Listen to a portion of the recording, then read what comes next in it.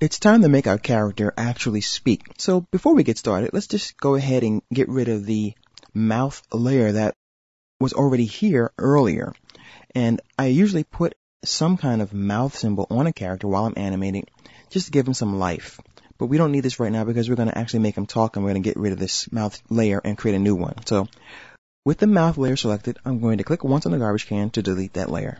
And let's go ahead and lock the rest of his body parts so we don't accidentally move them by clicking the lock symbol at the end of the character layer, like so. And this will lock all of the layers within this folder. Now I'm going to create two new layers on top of the Set A folder by clicking twice here on the Insert Layer icon. Let's name this first one Toast Talk. And this will be where the audio for our character goes. And the other layer will be for the mouth shapes. So I'll just put mouths for now. So I'm going to place the audio on frame 1 because I know there's a little bit of a lag before he actually starts to speak. So let's go ahead and click once on frame 1. Let's go to our voiceover folder and let's drag the toasty bread dialogue right to that frame. Okay, now we have to find out when his audio actually ends. So let's go ahead and click anywhere in that layer and click our edit button down here. And now let's scrub the audio and we'll see that it ends at about 10.5 seconds. So 10.5 times 12 frames per second gives us 126 frames. And that's when the audio should stop talking. But I'm going to go to 130 anyway, just to give us a little bit of a buffer. So on the Toast Talk layer, I'm going to insert a keyframe by pressing F6 at frame 130. Great, now we have the audio in place. We can lock this layer because we don't need to mess with it right now. We need to now put some mouths on our character. To do this, what I'm going to do is click once on frame 1 of the mouths layer, and we're going to go ahead and close this voiceover folder and open the mouths folder, and we're going to place the rest symbol on the character because the mouth is currently closed. So we're going to drag that right here. And don't worry that it's in front of the curtains because once we're finished, we can simply drag this mouth layer right into the character folder, and then that will be on top of the character. So later on, what we can do is we can just simply open up this folder and just drag this right on top of the character itself. Okay. Now, let's go back to our two layers here, and let's expand this out by clicking and selecting Preview in Context. And we'll get a greater feel for where each mouth shape goes in relation to the audio. As you see, the first spike in audio occurs at frame 7. So what I'm going to do is I'm going to click once on the mouth, and we're going to extend this to about frame 7. I'm going to press F6, but not until we reposition it. So let me go ahead and put this where it belongs. And we're going to make sure the mouth is where it belongs. He's smiling. Okay.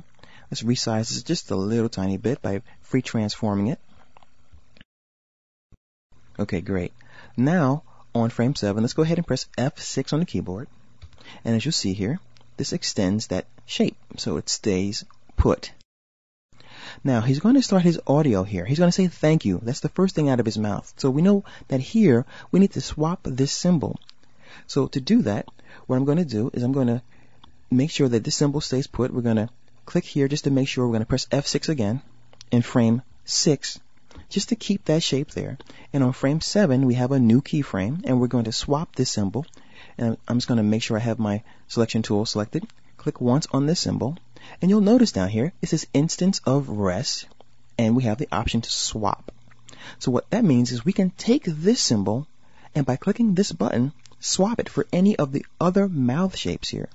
Now we need a T shape, and he's going to say thank you. So the closest to a T shape we have is the L. So when you say the word thank you, your tongue actually touches your teeth like this. So in reality, we could actually double click here and rename this L-TH, so that in the future we'll know that we can use this shape for both of those particular mouth shapes there. So I'm going to click here, click swap, and we're going to select this LTH symbol. And we're going to click OK. And now it moved over just a tiny bit. It's not really a problem because we're going to manually tweak it anyway. So as you see here, look, if you scrub the timeline, he's resting, and he's going to say th. Okay?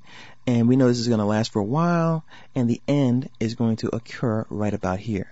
So he said, we need to put an A now. We need to put an A sound right about here. So we're going to press F6 once again on the keyboard. And now we're going to click on this symbol again. And we're going to click the swap button. And now we're going to put the A sound. Okay? Fang. And we're going to move this over just a little bit too. You're going to be doing this a lot. You're going to be doing a lot of this little tweaking here. Okay? Now we need to get the N going. So we know that right about here is where the N comes in. Let's press F6. Click here again. And let's go and grab our N shape. So what do we have that's close to the N? Well, we don't have an N, so we can just go ahead and pick something else. So the closest thing to the N might be the rest, or one of these. So we can probably go for the M for now. So we'll go ahead and choose that.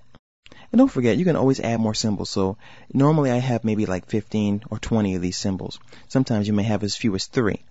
So you can go ahead and just have thank, although that's not really a great symbol for the N. We can always make another one later. One thing I want to show you that's really cool is that I can actually take this symbol. I'm going to delete it, and we're going to actually press F6 again, and we're going to take the mouth shape here, and I'm going to show you that you can use this shape to actually make a new shape. So with this shape selected, we don't have to worry about not having an N. We can just simply free transform it. So he can say thank like that. So you can use the shapes that are already there and just simply resize them to make new shapes if you're missing one. So that right there gives you your N sound. That can also give you your K sound by squishing it down even further. So what you're going to do is you're going to slowly but surely simply scrub the timeline, listen to the audio, and swap the symbols out. If you're missing a symbol, you can simply use the symbol you have, or if you need to, you can just drag a symbol to the work area. Let me go ahead and use this one, for example. And you can break it apart. And you can delete parts of it if you need to. So you can go modify. Okay, break apart. And do it again. So you really break it apart. And if you have to, just take some of this off. So you can get rid of this part here. You can, get rid of the tongue if you need to. And now you have a new symbol. Just free transform it a little bit. And if you need to, just move the teeth. Resize that a little bit. Put that where you need it. And now you have a completely new mouth shape. All you have to do now is group it. And then drag this new symbol into your mouth folder and give it a new name. So you can always make new symbols from the symbols you already have. That's the really beautiful thing about Flash. You're never really in a bind because you can always make new symbols from symbols that already exist. The secret is you have to break it apart first. If you don't take this symbol and break it apart before you drag it back in here, this symbol will be the same symbol and you'll change the symbol totally. So break it apart. I often break things apart twice just to make sure I have it.